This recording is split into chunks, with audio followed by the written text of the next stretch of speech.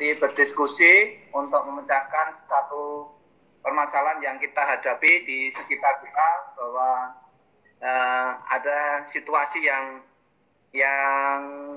ini ya, COVID ya. Jadi ini ada beberapa aktivitas yang perlu kita bicarakan di sini. Jadi para mahasiswa peserta PLBG silahkan kira-kira sebutkan ada 5 situasi yang bisa kita diskusikan, kira-kira kita hadapi dan kita diskusikan nanti situasi yang kira-kira ini berbeda dari yang mestinya, misalkan aktivitas yang sepertinya di COVID ini kita harus duduk di rumah, tidak boleh keluar, tapi tetap kita lakukan dalam rangka apa, misalkan di sana adalah untuk menjaga kebutuhan kita dan sebagainya ini. Jadi ada beberapa peristiwa yang sebenarnya itu bertolak belakang dengan aturan, tapi itu mesti harus kita jalani. Kalau tidak kita jalani, itu akan banyak merugikan diri kita. Aktivitas kita terganggu, kebutuhan kita terganggu, dan macam-macam. Jadi silakan kira-kira para peserta sebutkan 5 peristiwa yang kira-kira ini bisa kita hadapi bersama dan itu bisa menguntungkan semua, walaupun itu sebenarnya bertolak belakang dengan aturan yang saat ini.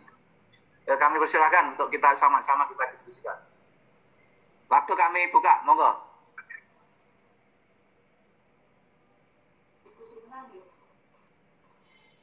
Silakan Mas Andi untuk menanggapi, atau Mas Eko, atau semua saja.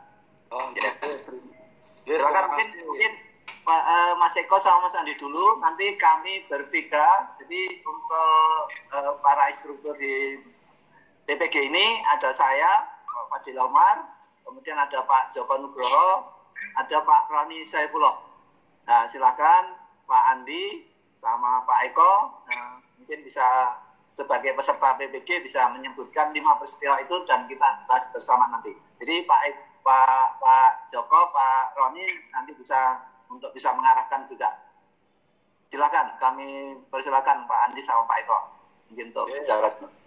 Terima kasih Pak Dr. Umal dan juga Pak Joko Nugroho selaku dosen kami di PPG ini, berkaitan tentang tadi untuk materi ataupun hal yang disampaikan tentang kegiatan olahraga di tengah pandemi.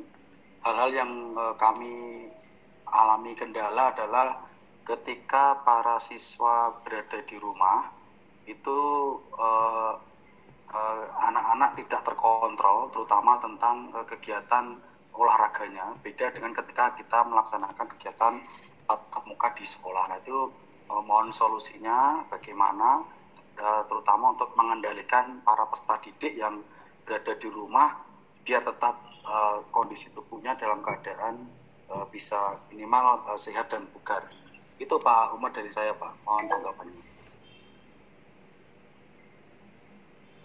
Silakan Pak Joko atau Pak Umar, monggo. Ya, oke. Jadi kita soroti tentang siswa kita. Jadi dalam masa seperti ini memang kita sebagai guru harus menghadapi apa yang dilakukan oleh siswa, karena kita tidak bisa bertatap muka, tidak bisa memerintahkan anak didik kita secara leluasa untuk bergerak di luar rumah.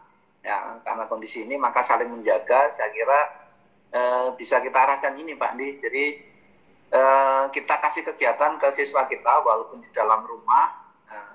Ini mungkin kegiatan-kegiatan yang bermanfaat, misalkan untuk menjaga kebugaran dan sebagainya.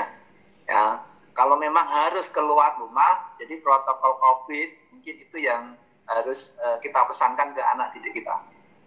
Ya, itu kira-kira, dan monggo saya kira Pak Andi sebagai pendidik itu bisa mengarahkan banyak ke siswanya. Mungkin arahan saya untuk memancing pemecahan masalah seperti itu. Nah, silakan, kreasi dari guru itu sangat sekali. Ya, sangat banyak sekali. Saya yakin Pak Andi dan Pak Eko mungkin bisa memberikan satu trik-trik untuk peristiwa itu. Mungkin ini dari saya gitu Pak Andi. Ya, terima kasih Pak Omar atas masukannya. Monggo. Mungkin saya bisa menambahi Pak Andi ya. Ya, monggo. Jadi Pak, yang jelas dalam masa pandemi ini, COVID ini, jangan terlalu membebani siswa untuk melakukan perencanaan sesuai dengan yang sudah direncanakan guru yang berpedoman atau berpatokan pada masa-masa sebelum COVID. Jadi Di masa new normal ini yang penting membuat siswa itu bahagia, meningkatkan imun siswa. Bolehlah diberi tugas yang ringan-ringan, jalan di rumah atau melakukan latihan-latihan ringan, tetapi jangan menekankan membebani siswa tersebut. Itu jadi imun tubuh itu bisa terbentuk apabila anak itu bahagia. Intinya itu membuat anak bahagia, jangan tertekan dengan tugas-tugas dari pendidik atau guru. Itu mungkin tambahan saya, Pak Andi. Pak, ya, terima kasih Pak Joko, Pak Umar, matur nuwun. Kalau ada lagi, monggo. Atau dari Mas Eko bisa menambahi, Pak Roni? Ya, mengarahkan kepada Pak Andi. Pak Eko dulu mungkin pendapatnya.